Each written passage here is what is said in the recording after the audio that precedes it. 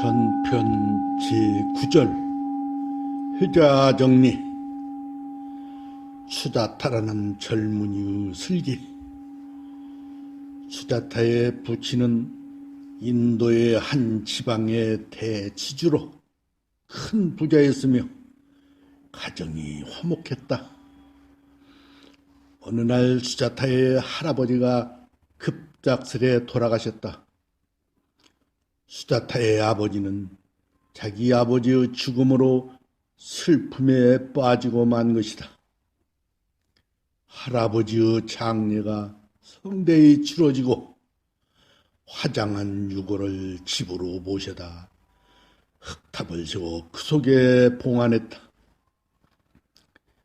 효성이 지극한 수자타 아버지는 탑을 떠나지 않고 매일 슬픔에만 젖어 먹지도 자지도 않고 아버지를 부르며 통곡하고 있는 것이다. 그러니 일가 친척 이웃 사람들이 찾아와 이제는 슬픔을 거두라고 말려도 듣지 않으시니 수자타는 크게 걱정이 될 수밖에 없었다. 저토록 슬퍼하시다 아버지마저 병이라도 생겨 건강을 해친다면 어쩌나 염려하고 고심을 하던 차에 수자타는 길거리에 죽어 넘어져 있는 소 한 마리를 발견하고는 퍼뜩 좋은 방편이 생각이 났다. 그는 곧 주위에서 풀과 물을 가져다가 죽은 소 앞에 갖다 놓고는 소를 향해 먹어 하면서 소리를 치고 있는 것이다. 지나가던 동네 사람들은 수자타의 행동을 지켜보다가 죽은 소에게 풀과 물을 먹이려는 것을 보니 수자타가 정신이 돈 것 같구만 하고 소근거리는 것이다. 그러나 수자타는 그들의 말에 개의치 않고 오랜 동안 같은 소리만 반복하고 있는 것이다. 동네 사람들은 큰일이라도 난 듯이 수자타의 집으로 몰려간 것이다. 그들은 탑 앞에서 슬픔에 젖어 있는 수자타의 아버지에게 아들에 대한 전후 사정을 말하니 수자타의 아버지는 정신이 번쩍 들어 소가 죽어 넘어져 있는 장소로 단숨에 달려갔다. 수자타의 행동을 지켜본 그는 아들을 향해 네가 어쩌다 이렇게 되었느냐? 죽은 소에게 물과 풀을 주면서 먹으라는 어리석은 사람이 어디 있느냐? 그런다고 죽은 소가 일어나 컷을 먹을 수가 있겠느냐?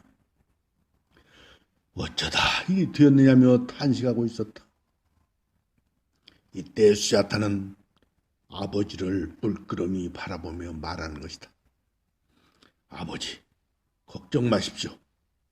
이 소는 아직 머리도 있고 눈도 입도 있고 발도 꼬리도 몸뚱이도 있으니 조금만 있으면 일어나 풀을 먹을 것입니다.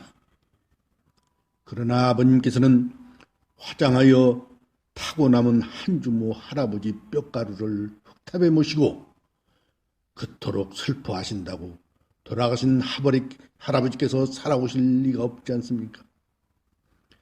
아버지의 행동이야말로 정말 어리석은 일이 아닙니까?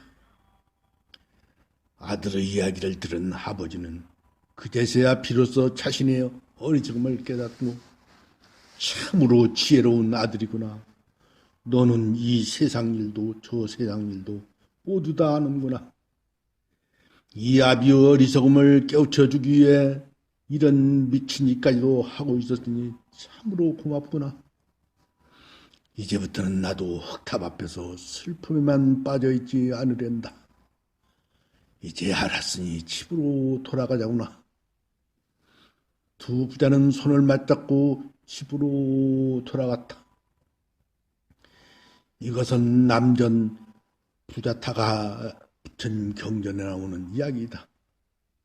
우리들은 그간 살아오면서 살아가는 남편을 졸지에 잃고 전류하는 아내의 모습도 보았고, 공경하는 부모님의 죽음 앞에 통곡하는 여식의 모습도 보았고, 3대 독자를 잃은 어머니의 실진하는 모습도, 가족을 일순간에 모두 잃고 혼자 남은 이후 망연자실도 봐왔다.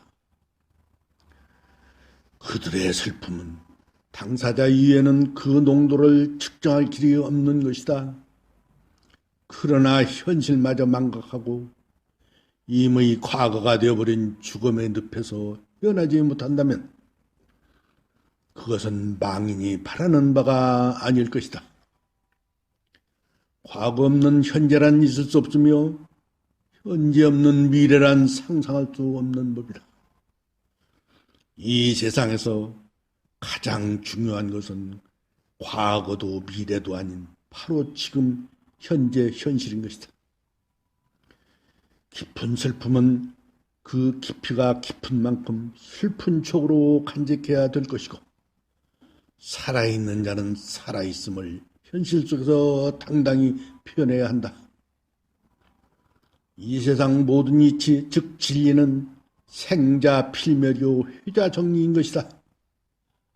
언젠가는 헤어져야 하는 숙명을 갖고 있는 인생이라면 이제부터라도 부부지간, 부모 자식지간, 혹은 일가 친척 또는 친구지간 기타 인연 맺고 살아온 일체의 무정을 서로 좀 더 사랑하고 감싸주고 일깨워주면서 살아가야 할 것이다. 이상으로 천편 제9절을 끝내겠습니다. 긴 시간 틀어주셔서 고맙습니다.